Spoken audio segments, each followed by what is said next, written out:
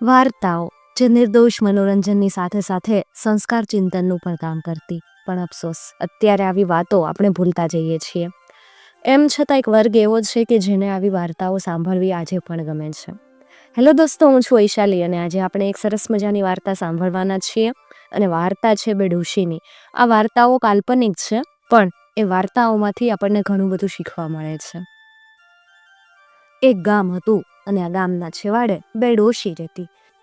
આ બે ડોશીના ઘરનો કરો એક જ હતો. આ કરો એટલે ઘરની દિવાલ. હવે ઘરની સામે એક નાનકડી ટેકરી ઉપર સાધુ સંતોનો આશ્રમ. બંને ડોશી આશ્રમના કામકાજ કરવા જતી અને આશ્રમના સાધુઓની કૃપાથી એમને અન્ન વસ્ત્રોની કદી તાણ ન પડતી.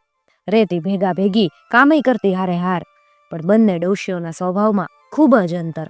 એક હતી ઉદાર, આપવા જેવું બહુ ઓછું હતું, એમ છતાં પોતાના જેવા ગરીબ ગરબાને વખતો વખત કાંઈ ને કાંઈ આપ્યા કરતી. બીજી હતી એકદમ કંજૂસ, આપવા જેવું તો એણે ઘણું ભેગું કરેલું, પણ ક્યારેય કોઈને કાંઈ આપે નહીં. એક સાંજે આકાશમાં ભયંકર ગાજવીજ થવા લાગી, તોફાની પવન ફૂંકાવા લાગ્યો. વૃક્ષો, માનવીઓ, પશુઓ બધા થરથરવા લાગ્યા અને હારે હારે મુશળધાર વરસાદ શરૂ થયો. બંને ડોશીઓ પોતાના ઘરમાં ભરાઈને બેઠી હતી. એકાએક કંજૂસ ડોશીના બાણા ઉપર ટકોરા પડ્યા. ડોશી વાળું કરવા બેઠી હતી. એ વખતે કોઈ તોફાનમાં ફસાયેલો મુસાફર હશે તો વાળુમાં ભાગ પડાવશે એમ ધારી અને ડોશીએ તો ઝટ ખવાય એટલું ખાઈ લીધું. બાકી બીજું એ ઢાંકી દીધું. પછી હાથ ધોઈ એને બાણું ખોલ્યું. બાણું ઉઘાડતા ઉઘાડતા એ કે, રાત દાડો કોણ બાણે ક્યાંથી આવી બોલા આવેસ, ઘરી જંપીને રેવાય દેતા નીચ. બાણું ઉઘડ્યું કે એની સામે એક શાંત સાધુની પ્રતિમા જેવા એક સાધુ ઊભા હતા. ડોશી સ્તબ્ધ બની ગઈ. સાધુએ તો તોફાનથી બચવા એમના ઉપર જાડો કોથળો નાખેલો હતો અને કોથળા ઉપર થઈ અને પાણીના બિંદુઓ એની ઉપર પડતા હતા. સાધુ બોલ્યા, બટકું રોટલો મળશે મૈયા? ડોશીને ખબર હતી કે આવા સાધુ સંતો સેવાના બદલામાં અનેક ઘણું આપી દેતા હોય, એટલે એણે તરત જ ભોજનની થાળી લાવી અને હાજર કરી. બદલામાં ઘણું મળવાની ખાતરી હોય તો થોડું આપતા ડોશી અચકાય એવી હતી નહીં. સાધુ જમવા બેઠા નહીં. ડોશી સાધુના મોઢાની સામે જોઈ રહી. એ ચહેરા ઉપર કોઈ જુદું જ તેજ ઝબકારા મારી રહ્યું હતું. આશ્રમના તમામ સાધુઓને ડોશી ઓળખતી, પણ આને ક્યારેય જોયો નહોતો. એના ચહેરા ઉપર એવી સુકોમળ નમ્રતા અને પવિત્રતા હતી કે પહેલી જ ઓળખાણે એનું દિલ આર પાર જોઈ શકાય. પણ ડોશીને એ જોવાની ફુરસદ નહોતી. સાધુ કોણ છે એ જાણવા કરતા એ શું લાવ્યો છે એ જાણવા એ વધારે આતુર હતી. કેવું ભયંકર તોફાન! સાધુએ મૌન તોડ્યું. શ્રીમતોને તો ગમે એવા તોફાનમાં પણ પોપચું સરખું ફફડવાનું નથી, પણ બિચારા ગરીબોનું હું, અનાથોનું હું? સાધુ સંતોની દયા ન હોત ને તો મારા જેવા ગરીબોની કેવી વલે થાત. હા પ્રભુઓ, ડોશી બોલી.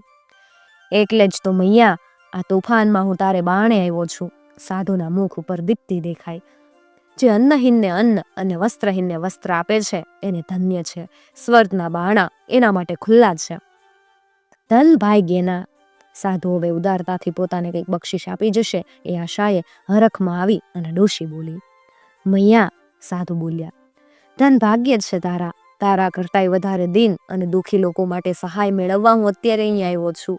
એ અજાણી દુઃખી બાઈઓના આજે આશ્રમમાં આશ્રય લેવા આવી છે. વીજળી પડવાથી બંનેના ઘરનો નાશ થઈ ગયો છે. ઘરમાંનું બધું બળીને ખાખ થઈ ગયું છે. બિચારી ગરીબ વૃદ્ધ નિરાધાર ડોશીઓ, આશ્રમની તમામ ઓડીઓ આવા નિરાશ્રિતોથી ભરેલી છે.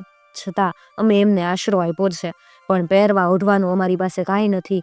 તું જો આજની રાત કંઈક ઓઢણ પાગરણ આપી શકે તો હવારે કેટલાક માણસો જશે એટલે તને પાછું મોકલી આપીશ. તારે તો આવું સલામત ઘર છે ને ઓઢવા પાથરવાનુંય ઘણું, એટલે કાંઈક તો જરૂર આપી શકીશ. ડોશી નિરાશ થઈ ગઈ. એનો અવાજ ઉતરી ગયો. એ બોલી, મહારાજ, થોડેક આગે ગયા હોત તો? પૈસાદારોની ક્યાં ખોટ હતી? મારું ગરીબનું જ ઘર તમને જેડ્યું. મારી દશા દાન લેવા જેવી છે કે દાન દેવા જેવી, એનો તો જરાક વિચાર કરી જોવો તો. એક ધાબળોય નહીં આપી શકે મૈયા? એ બિચારી ડોશીઓ ટાઢે થરથરે છે. ડોશી ચમકી. હમણાં થોડાક દિવસ એને એક સુંદર ગરમ ધાબળો મળ્યો હતો. એ અંદરના ખંડમાં ગઈ. નવો ધાબળો તો કેમ અપાય? એ બબડી. જૂનો ધાબળો લઈ એણે ગળી વાળી, પણ વાળતા વાળતા ધાબળાના બેશુમાર ગુણો એના મનમાં ઉભરાઈ આવ્યા. બરાબર જોઈએ એવડો જ છે.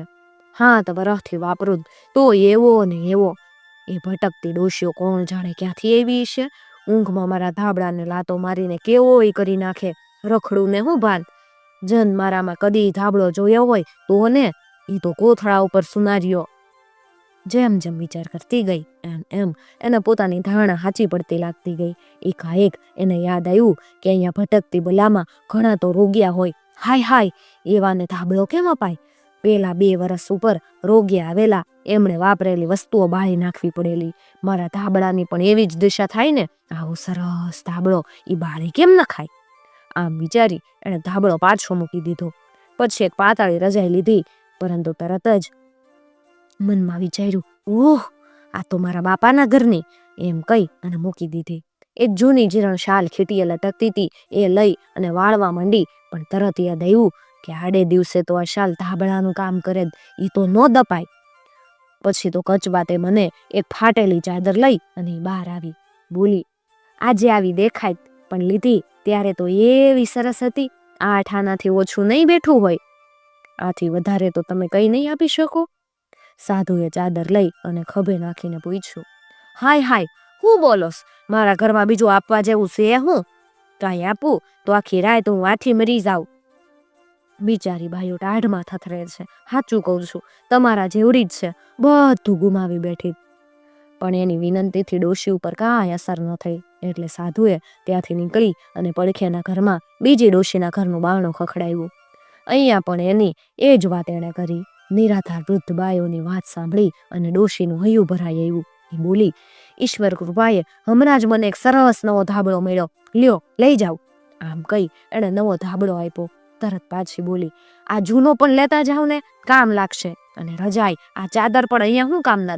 એક રાત તો જેમ બને એમ ખેંચી કાઢીશ. બિચારી બાઈઓ ટાઢે ફફડતી છે, મારા કપડાં એમને કામ લાગશે, લઈ જાઓ, જરૂર લઈ જાઓ. ડોશીએ જેટલું આપ્યું એટલું મૂંગા મૂંગા સાધુએ લઈ લીધું. એના મુખ ઉપર ઉજ્જવળ સ્મિત વિલસતું રહ્યું. લ્યો, આય લેતા જાઓ, આ પણ લઈ જાઓ. વળી રાત્રે કોઈ આવી ચડશે તો કામ આવશે. હું તો મારે આ કોથળા ઉપર જ રાત કાઢી નાખીશ.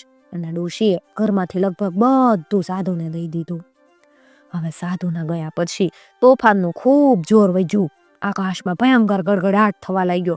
વૃક્ષો કડાડડડડડ એમ કરતા પડવા લાગ્યા. અને આખરે ભયંકર વેગથી અગ્નિના કોડા જેવી વીજળી બંને ડોશીઓના ઘર ઉપર તૂટી પડી અને જમીનમાં ઉતરી ગઈ.